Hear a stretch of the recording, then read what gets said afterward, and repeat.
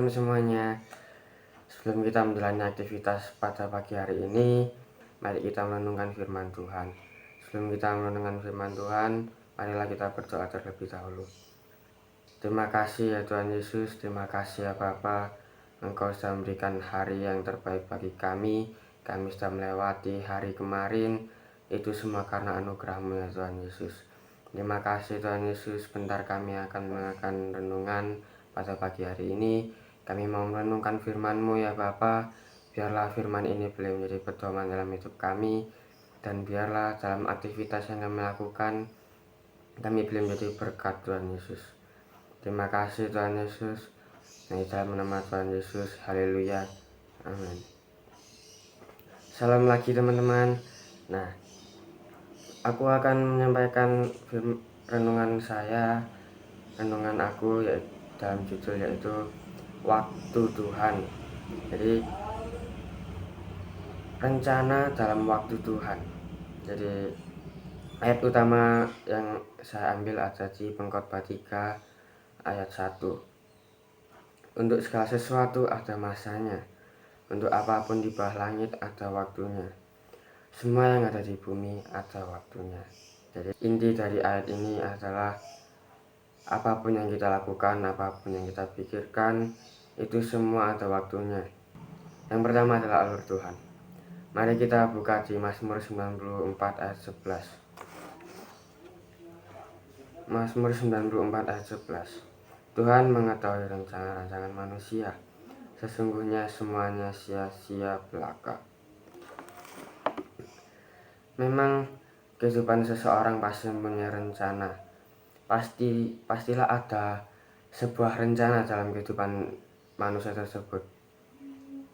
Tidak mungkin kita hidup tanpa rencana kita sendiri, ataupun tidak mungkin kita hidup tanpa sebuah rencana. Sebab kita pasti akan memikirkan apa yang akan kita lakukan di waktu berikutnya, di masa berikutnya, apa yang akan kita raih, apa yang kita capai. Itu semua pasti akan masuk dalam sebuah rencana. Rencana juga bisa dibilang proses. Mari kita buka di Pengkhotbah 3 ayat 11 bagian B. Pengkhotbah 3 ayat 11 bagian B. Dari manusia tidak dapat menyelami pekerjaan yang dilakukan Allah dari awal sampai akhir. Ini memang benar, bahwa manusia tidak dapat menyelami atau memprediksi apa yang Allah lakukan, apa yang Allah inginkan, apa pekerjaan Allah dalam hidup kita. Kita tidak dapat memprediksi itu, tidak dapat menebak-nebak, sebab kita manusia terbatas.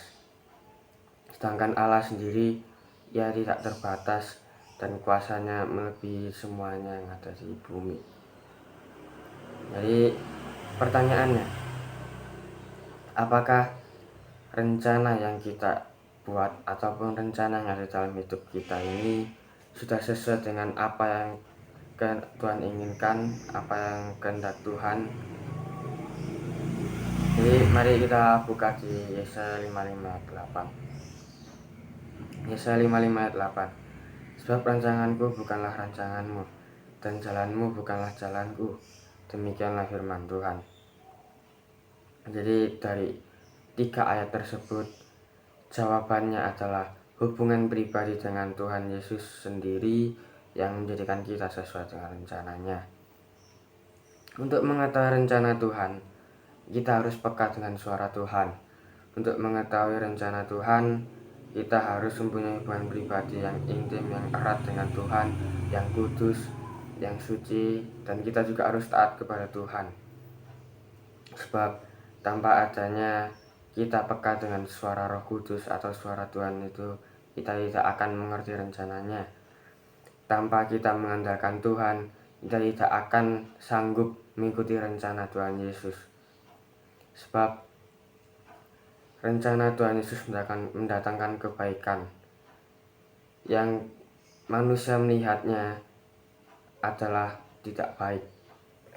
Yang mungkin manusia melihatnya adalah tidak enak, tidak menyenangkan hidup mereka. Jadi haruslah kita mengandalkan Tuhan, haruslah kita mempunyai hubungan pribadi dengan Tuhan. Inti yang pertama adalah alur Tuhan, yaitu kita mengenal Tuhan itu sendiri, mengenal Allah kita, mengenal Juru Selamat kita, mengenal Bapa kita sendiri. Mengingat kembali bahwa kita milik Yesus, maka kita harus memiliki hubungan pribadi yang erat. Ini adalah inti dari poin pertama tadi. Sebab kita tidak akan bisa mengikuti rencana Yesus tanpa berjalan bersama Yesus. Dan poin yang kedua adalah buah atau hasil. Mari kita buka di Pengkhotbah 3 ayat yang tadi, yaitu Pengkhotbah 3 ayat 11, tetapi bagian yang A. Ia membuat segala sesuatu indah pada waktunya, bahkan ia memberikan kekekalan dalam hati mereka. Ini adalah ya dan amin. Sebab rencana yang Tuhan berikan, rencana yang Bapa berikan dalam hidup kita, semuanya adalah mendatangkan kebaikan. Tidak mungkin Bapa akan memberikan rancangan yang buruk kepada anaknya sendiri. Tidak mungkin Bapa akan membiarkan anaknya sendiri, tidak mungkin. Oleh sebab itu, marilah kita tetap berpegang teguh dalam rencana Tuhan. Kita harus taat kepada Tuhan, kita harus mengenali Allah kita sendiri itu, dan kita haruslah peka terhadap suara Roh Kudus. Oleh sebab itu di Filipi 4 ayat 6, ini adalah ayat terakhir, yaitu janganlah hendaknya kamu khawatir tentang apapun juga, tetapi nyatakanlah dalam segala hal keinginanmu kepada Allah dalam doa dan permohonan dengan ucapan syukur. Setiap hari, setiap pagi, setiap kita memulai aktivitas kita harus mengucap syukur, kita harus ada saat teduh, kita harus merenungkan firman Tuhan siang dan malam, sebab itulah yang Tuhan kehendaki untuk kita. Kita akan akhiri renungan kita pada hari ini. Mari kita berdoa. Terima kasih Tuhan Yesus atas berkat hari ini. Terima kasih ya Bapa, kami sudah mendengarkan renungan pada pagi hari ini. Biarlah renungan yang kami dengarkan ini boleh kami lakukan dan kita boleh menjadi berkat Tuhan Yesus. Terima kasih Tuhan Yesus, kami serahkan aktivitas kami pagi hari ini. Pada hari ini Engkau saja yang berkarya Tuhan Yesus. Terima kasih Tuhan Yesus, di dalam nama Tuhan Yesus. Haleluya. Amin. Terima kasih Tuhan Yesus memberkati.